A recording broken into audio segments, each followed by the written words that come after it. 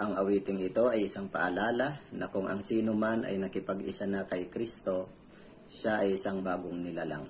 Ang lumang mga bagay ay lumipas na at masdan ang lahat ng bagay ay naging bago.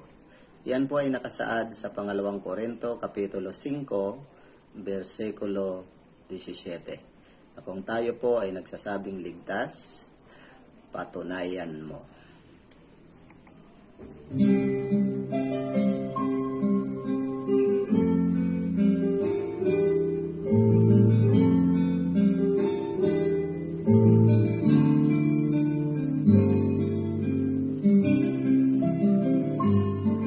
Kalimutan mo na ang nakaraan, ngayon'y nakalaan ang buhay mo sa ating Panginoon.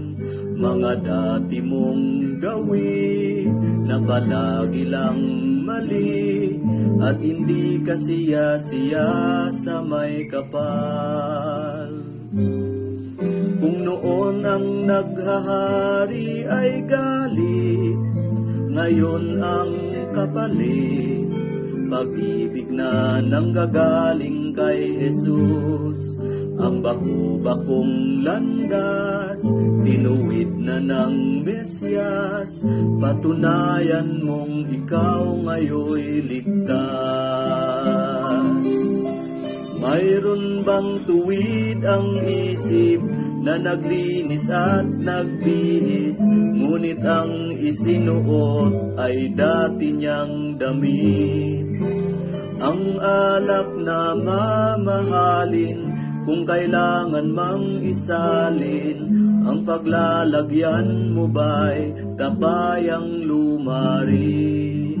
Kalimutan mo na ang nakaraan, ngayon'y nakalaan ang buhay mo sa ating Panginoon. Mga dati mong gawin na palagi lang mali at hindi ka siya sa may kapal.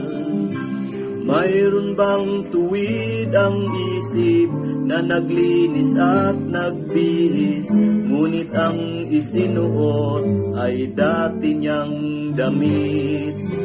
Ang alak na mamahalin, kung kailangan mang isalin, ang paglalagyan mo ba'y tabayang lumarin?